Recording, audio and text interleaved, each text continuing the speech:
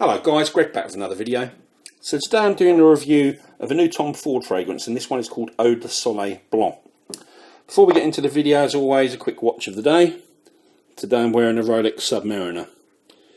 So onto the fragrance. You can see this looks kind of like a Tom Ford private blend bottle, but this isn't actually part of the private blend range. This 100ml bottle retails for £115 in the UK, which is exactly half the price of the private blend. Now, even though it's half the price of a private blend, I still think it's quite expensive for what this one does. But we'll talk a bit more about that one later on. In terms of presentation, I chucked the box away, but you can see the bottle. I do love the style of these, love the shape. I'm a little bit disappointed with this particular one because it's very plain and clear. I'd have preferred to see it like a nice white colour. It looks a bit like a tester, looks a bit cheap.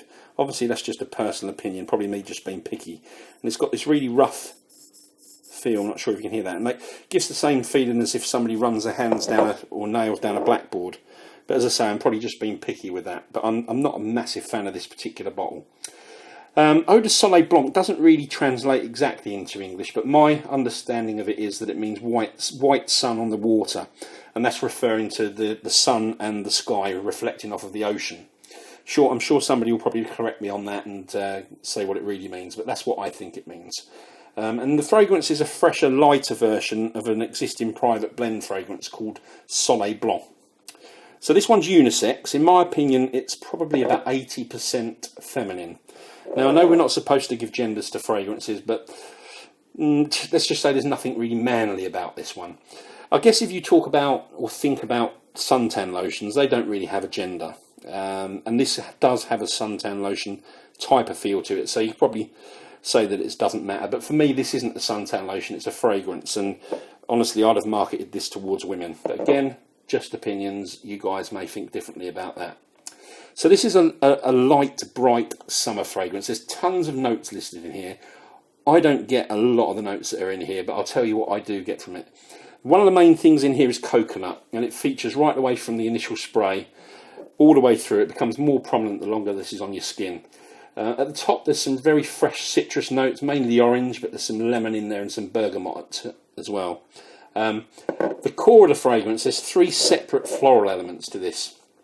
Now you could sum them all up by saying that it's just white floral, but there's more to it than that. So at the top, along with that citrus that I mentioned, you've got neroli and orange blossom, which give this kind of a fresh, clean, soapy type of floral.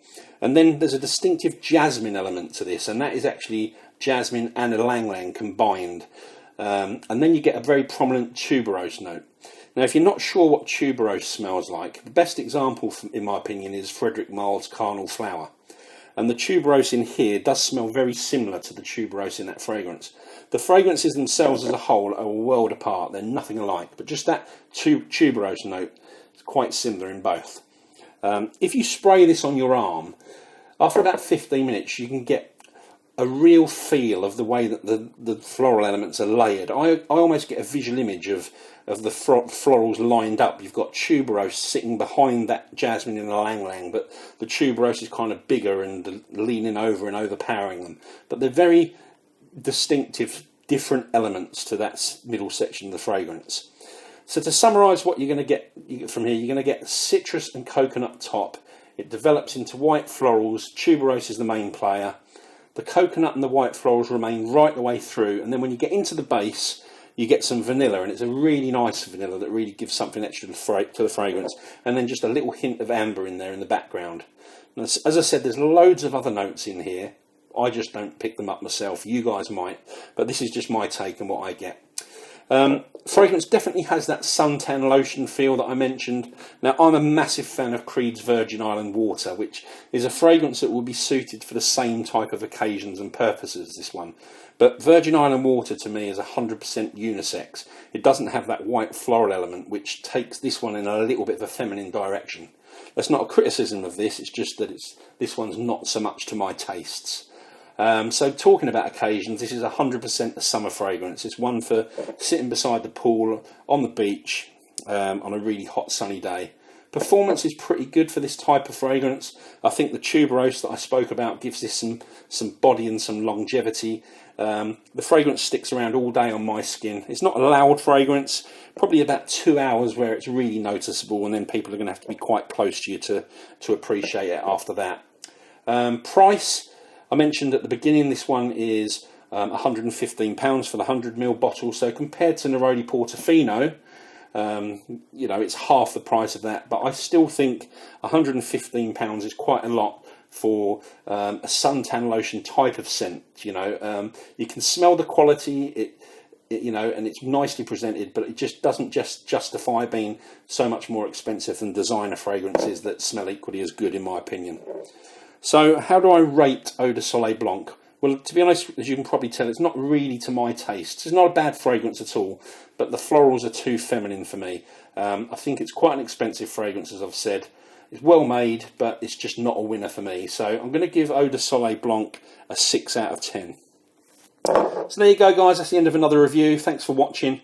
Please don't forget to subscribe and comment and leave a thumbs up if you enjoyed the video. You can purchase samples of this and around 500 other fragrances from our online store, which is fragrancesamplesuk.com. If you're outside of the UK, you can email us to discuss orders, and the email address is info@fragrancesamples. Remember, my own address would be good. info@fragrancesamplesuk.com. Both of those addresses are listed in the video description. So there you go. Thanks again, guys. I will see you all soon. Cheers.